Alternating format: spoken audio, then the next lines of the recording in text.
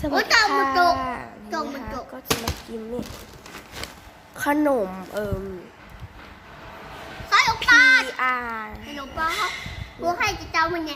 เขาเป็นจะเจ้าออกใหม่ใหญ่กว่าเดิ โอ้ ม ไม่ไง เนี่ยอย่าเฮ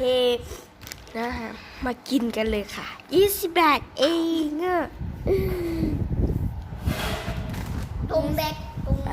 เองอะฮะอันนั้นมากินโอเคอันนั้นใช่ที่ดาก่อนจะเผาแกะ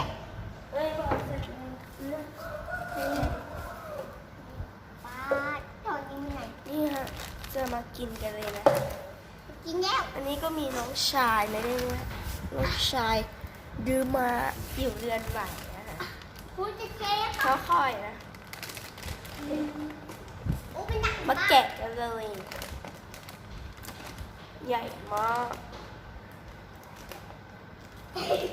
นั่นนะครับอันนั้นเอาคอนโด พอแล้วพอเห็นไหมพูดไม่เคยฟังอัดไว้นี่นะ ขาตก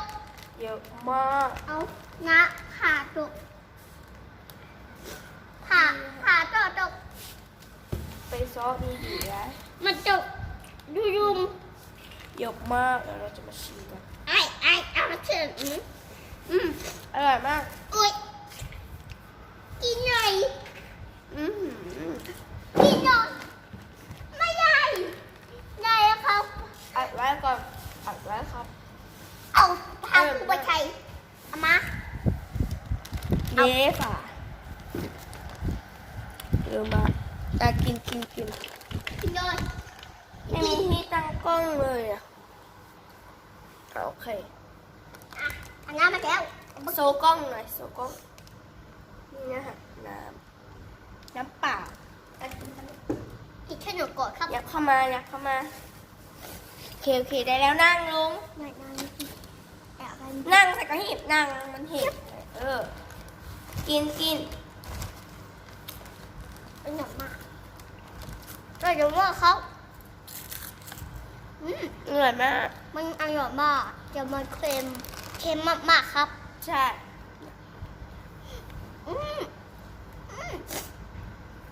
เค็มมากรีบกิน นั่นมัน ดูแล้วอร่อยมากอะค่ะ นักกว่าครับไม่ไหว จ้าปีดีอย่าเห็นแอ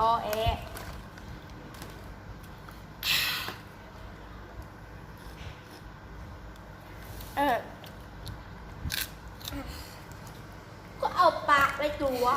เอามือจะกินน้ำดิ อร่อยมาก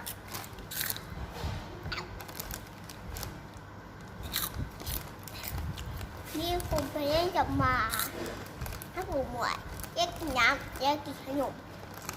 นี่หวยจะจ่ายถ่ายโดยพอก็กินขนมยิ้มปันก็เย่ยิ้มปัน รู้นะกินแค่นี้นี่นะก่อนนะติวี่ โนแม่ไหม รู้งี้อ่ะเห็นไหมลูกก็ไม่ยอมฟัง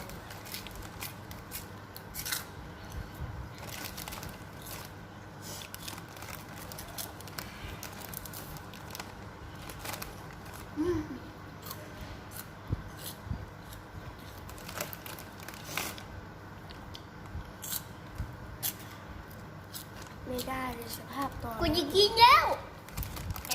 กินดี กูเอาหัวจุ่มลงไปแต่กูจะกิน ๆอร่อยมาก กูไปแตะ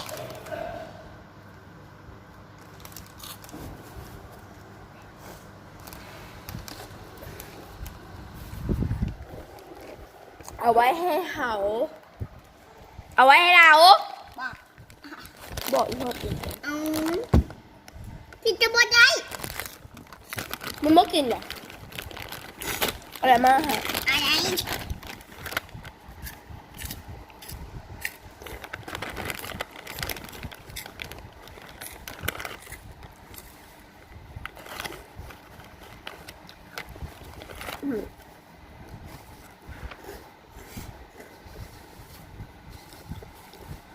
อร่อยอ่ะ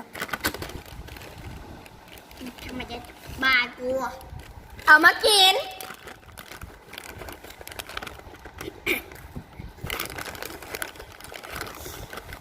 หมาเขียว อร่อย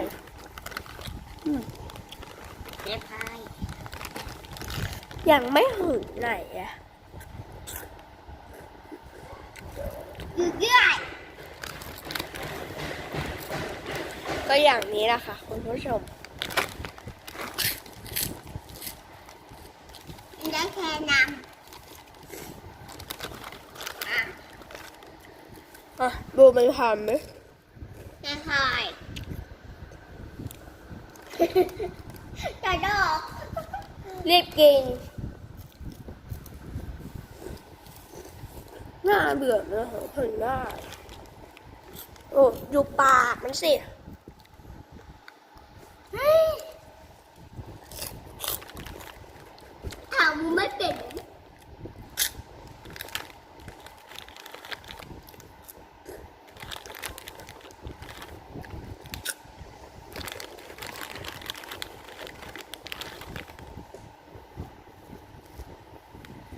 ไปงานบอลเธอ กูจะตายแล้วเนี่ย ไปงานที่เธออย่างนี้ ไป ไม่ไปไปแล้วนะครับ ย้ายออกไปดึกนอนถึงจะเสือขึ้นบ้านก่อน กินแล้ว นอนมั้งเรื่องเราก็จะเป็นอย่างนั้นถ้าคลิปนี้ถึง1,000 ไลค์เราจะมารีวิวเหรียญให้ดู ตัวใหญ่ เรือน ยำ ใหม่แล้วก็เรือนเก่าด้วย ตัวใหญ่ยำและตัวพี่หงคำครับบ๊ายบาย จะทำเป็น2 คลิปนะคะ มันกดได้ด้วยกดชี้แค่ด้วยครับ อย่าเพิ่งอร่อยมาก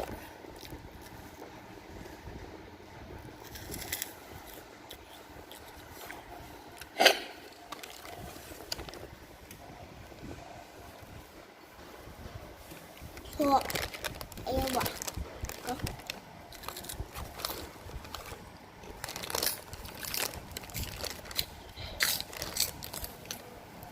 นี่น้องชายเอาหน้าเขาดู หนักเย้ยมึงเอาจีจ้าหนัก ไปว้าวอร่อยมากอาจับเอา ให้ก็เพีย คำนี้อะค่ะ ให้ผู้มาถอดจาก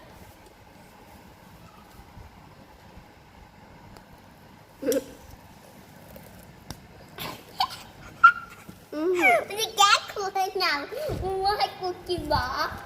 เฮ้ยไอ้แขกจะได้เชี่ยวจะจับ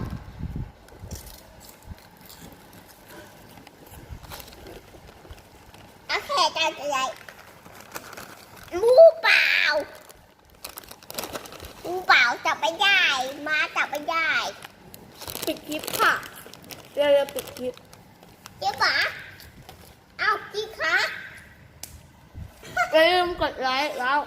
มึงกดได้ครับ กดแชร์ด้วย ใครเนี่ย ถ้าใครชอบคลิปนี้นะคะอย่าลืมกดไลค์กดติดตามกดแชร์แล้วค่ะ เนี่ย บ๊า บาย ย บาย บายมากูด้วยบ๊ายบายกูจะรอ